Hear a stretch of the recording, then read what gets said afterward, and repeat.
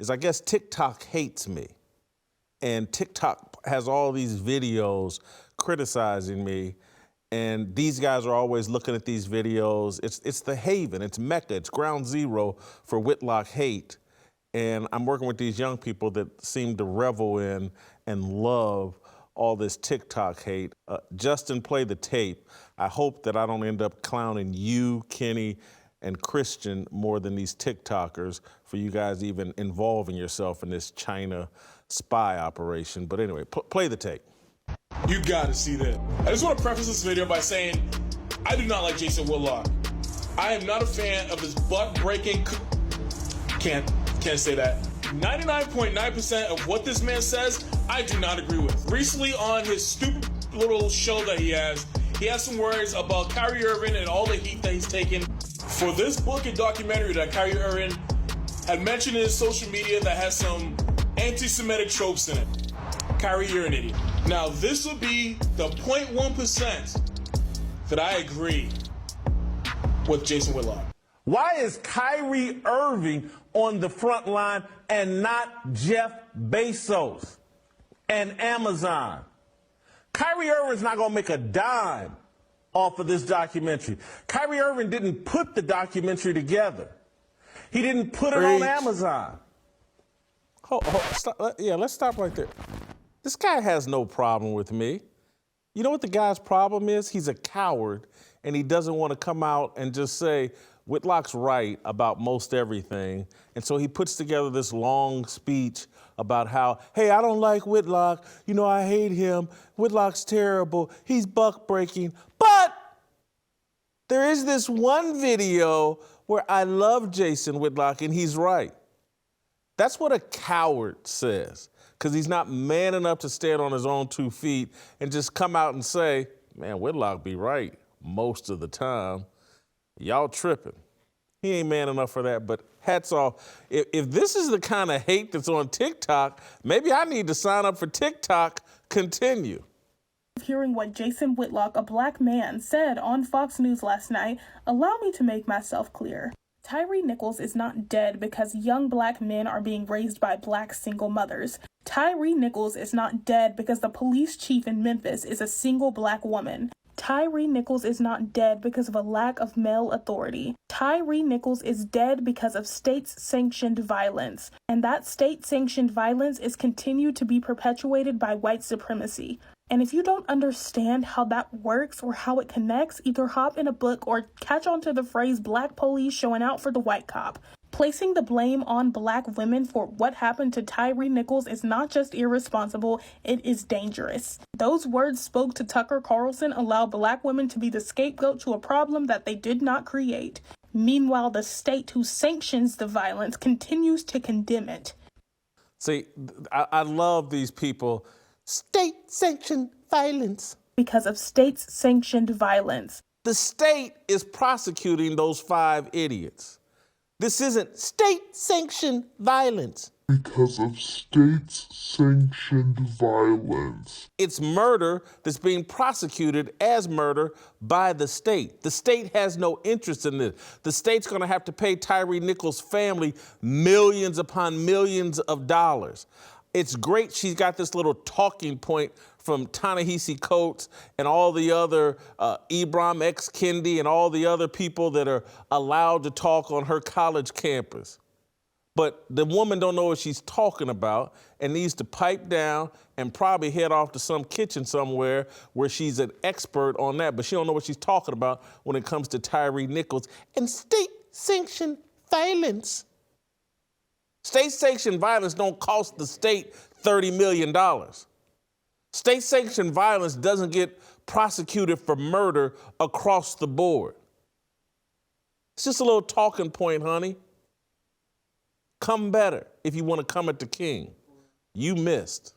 Let's talk about this awful, awful tweet. Now, before I really rip this guy a new one, this is right up Jason Whitlock's brand. Like, I don't even know if he cares. It's almost like he drafts these and just gets ready to send them, you know, days in advance. But I digress. Second off, I'll admit, I don't watch a lot of women's college basketball. But imagine, folks, being so bothered by this, you take the time to type this tweet out and then hit send. Like, who cares? I didn't watch last night's SportsCenter. ESPN airs women's college basketball all the time. So does it make sense that they would air games or talk about games that are on their network first? Talking about on a Monday in January, there's no football. The NBA season is not at a point where anyone really generally cares, as much at least. And you got men's college hoops. So again, it's not like there was anything glaringly more important to talk about. So why, Jason Whitlock?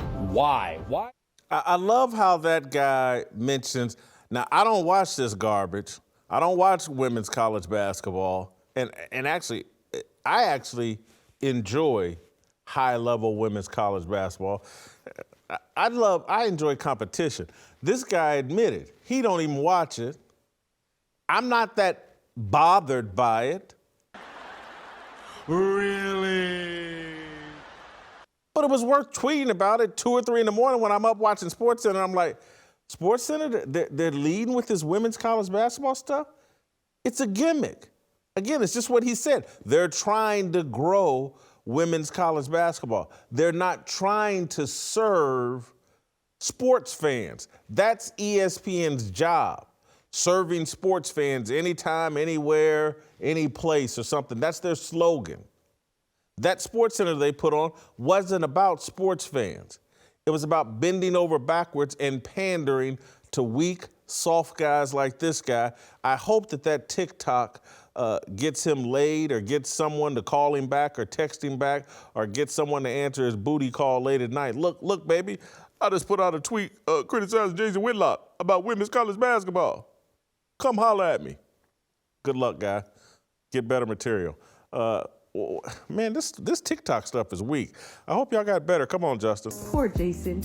He just don't know which direction he needs to go in because on one hand, he can't defend the police because they're not white. On the other hand, he can't defend Tyre because then that goes against his anti-Black Lives Matter narrative that he's always pushing. So what's the next option? Blame black women. Oh my God, so original. But you know what? I have some concerns, Jason. I really do. Are black women the reason why you gotta buy 2 seats on an airplane? Is it the black woman's fault that you can't separate your love for cheeseburgers?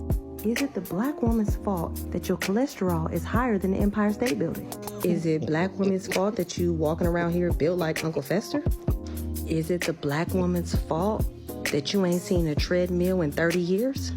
Is it the black woman's fault that your neck is non-existent? Is it the black woman's fault that you ain't seen your wee-wee since you was 7? I mean, I can go on and on and on, but it's clear you have enough struggles going on in your life. So do me a favor. Let black women's name taste like a salad and keep it out your mouth. Hey, I kind of like her. Now, that was good material. That was good. I cannot hate on this woman. That was damn good material. Nice job. I don't even have anything to come back and say other than say I enjoyed that. I hop in my DMs, baby. Next.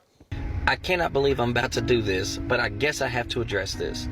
I have taken a couple of days to process the ignorant words of Jason Whitlock. Hold for a second. Stop. Pause it. Let me just tell any of you all out in TikTok land. If you're a man and you want to come at me over TikTok or on any other platform, turn up the bass. Turn up the bass. You have to get a auto-tunes or something to put some bass in your voice. Because if you're going to come at me with this divine feminine energy and you got a pair of balls between your legs, it's not going to go well for you. It's going to sound very weak. So go ahead, brother. Continue. As it pertains to the chief of police in Memphis, this notion in America that women cannot supervise men, that women cannot be in positions of leadership where they lead in areas over men is nonsense to me. Let me predict what he's going to say. Next. Because a woman is running my house. She runs me right now. My mama tells me everything that I should do. I live with my mama and have for 45 years. My mama rules me. Yes, queen. That's my prediction on what he's going to say next. Let me see if I'm right. The other thing is this. Jason Whitlock, as D.L. Hughley said, Jason Whitlock is proof positive that you don't need to be a white person, a Hispanic person, an Asian person, or any other ethnicity to hate black people. Jason Whitlock literally hates, I'm sure, the fact that he wakes up in the morning with brown skin. Jason, maybe you should focus in on this, bruh. Focus in on a gym membership. Lose some weight. All right, do that for yourself. Lose about, I don't know, 50 pounds, because I'm sure you're about 125 pounds overweight. You have never had good thoughts. You constantly destroy black people. You clearly hate yourself. And now we see that you're also a misogynist. This guy can't understand. He hates himself. He doesn't want to accept the God-ordained role for men of leadership. He doesn't want that responsibility. He wants to run behind a woman. He hates himself.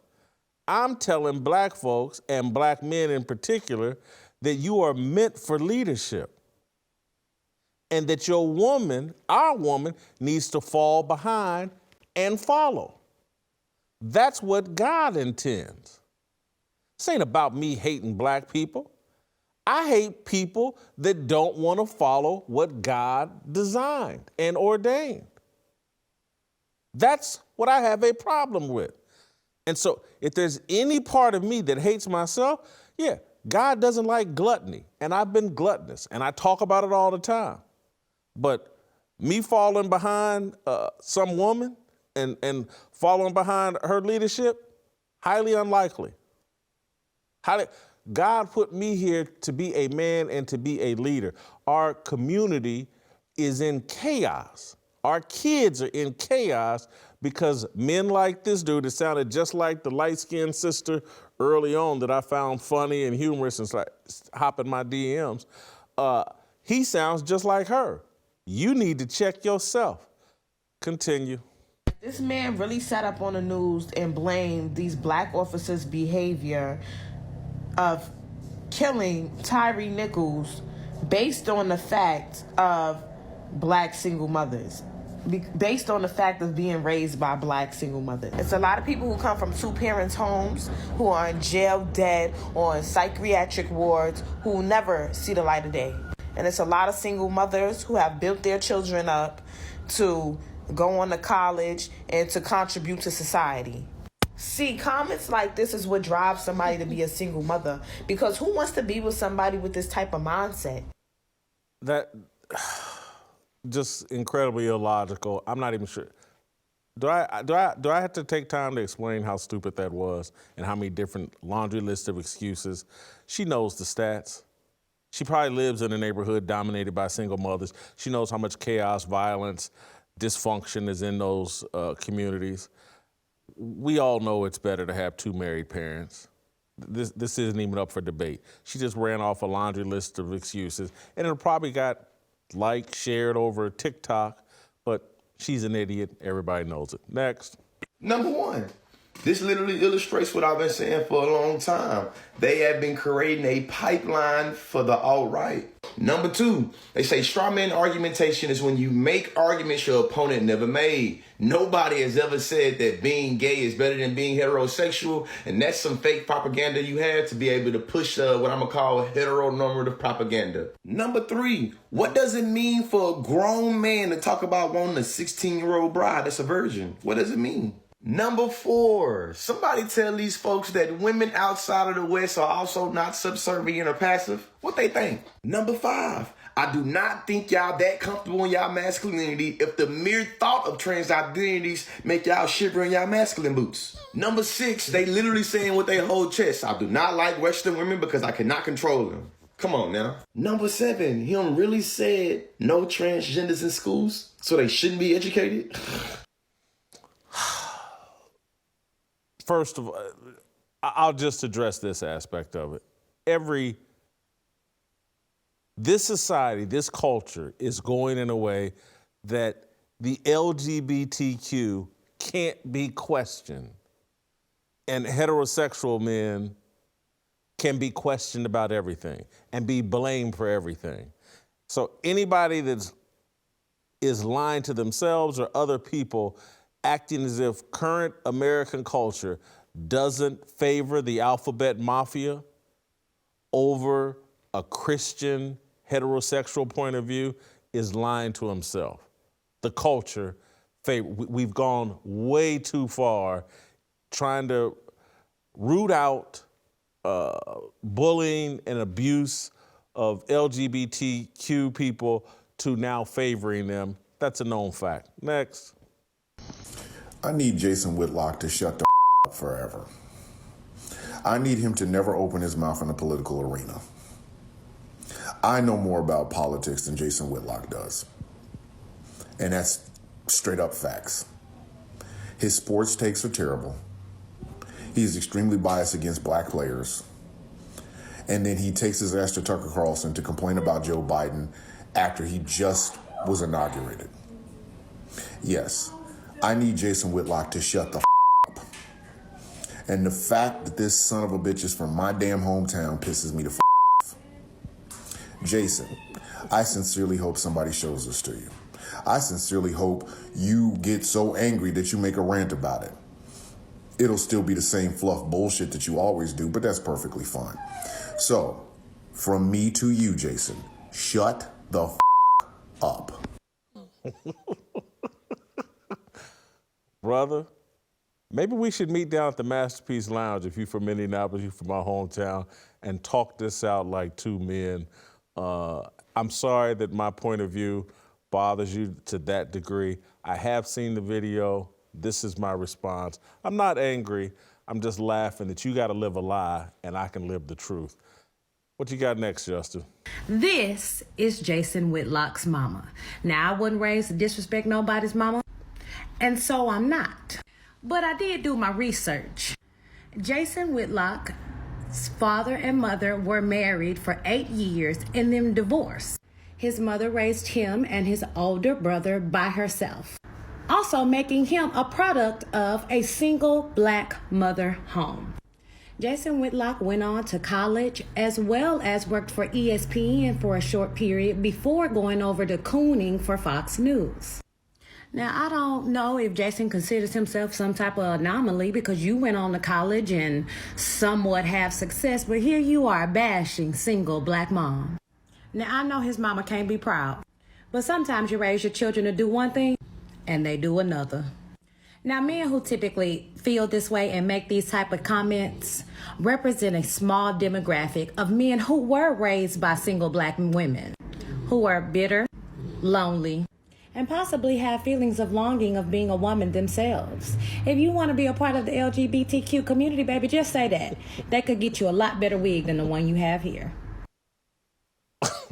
Hey, first of all, that's my mama's wig. And secondly, she's right. My parents got divorced when I think I was 5, maybe my brother was 8. But also, my father, very involved in my life. And I lived with my father part of my childhood as well. Other than that, though, I gotta say, sister, you did a nice job. Some of this was funny. You did do some homework. I kind of enjoyed that one. What's next? After the body cam video was released coming out of Memphis, Tennessee, Fox News called up this guy, so let's talk about him. Jason Whitlock started out as a sports writer, journalist, and reporter and really made a name for himself in Kansas City. But one thing he did through his writing, he would pick his target and attack, like Serena Williams. He would write, with a reduction in glut, a little less butt, and a smidgen more guts, Serena Williams would easily be as big as Michael Jackson, dwarf Tiger Woods, and take a run at Rosa Parks. He would then body shame her and talk about how she eats too much in his Fox Sports article. And then there was more body shaming. Pause to read. Then he went to ESPN and he saw what Bill Simmons was doing and he said, yep, I want to replicate that, but make it Black Grantland. If you know anything about this guy, he hates LeBron James, but that only happened recently, which I'll go over, because back then he said LeBron James is chasing Muhammad Ali. He also tried recruiting Howard Bryant, Jamil Hill, Stephen A. Smith as contributors, and they all said no. Those who did join Whitlock called him paranoid, demeaning, and destructive. And thus this happened. However, when Colin Kaepernick took a knee, another target for Whitlock. He would say horrendous things like this. He would say Colin Kaepernick is not black. And then he called Colin Kaepernick's thinking far-left ideology, because calling out police brutality is far-left ideology. I would also say Kaepernick is a Twitter troll or a world-class attention whore, and to that I say projection. So as he got radicalized, he started getting more opportunities on the right, where he even had a speaking engagement with Turning Point. Now back to LeBron. When someone spray-painted the N-word on his LA home, Jason Whitlock went on Fox Sports 1 and said LeBron James is too rich to experience racism in America. He also had this skit to make fun of Colin Kaepernick. And when Ahmaud Arbery happened, LeBron James would tweet her at the bottom, "We're literally hunted every day." And Jason Whitlock would say, "This isn't helpful, it's Twitter trolling." He also likened LeBron James's parenting and cheering his kids to that. He also called LeBron an uninformed race baiter, and thus the opportunities they were rolling in for him. And then he was out at Fox Sports. He was picked up by Outkick, though, grew a head of hair along the way, secured this interview where he said Donald Trump has done more for the black community than anybody, and would then leave Outkick not long after. And then he would join Glenn Beck's The Blaze. Who is this man? A total bigot. From there, he would attack black women some more, saying Simone Biles is a coward. When Gwen Berry protested, he hated it, and he made fun of Sha'Carri Richardson. He also defended hate groups like Patriot Front. And at every single turn, no matter what, has Candace Owens' back and Kanye's. So am I surprised by this? No, not at all. Because Fox News loves this sort of stuff. And as we learn from Steven Crowder, it pays, period. So that's Rick Strom, the Young Turks guy. He's been a stalker of mine for about a decade. He's an idiot. He's a gatekeeper. He's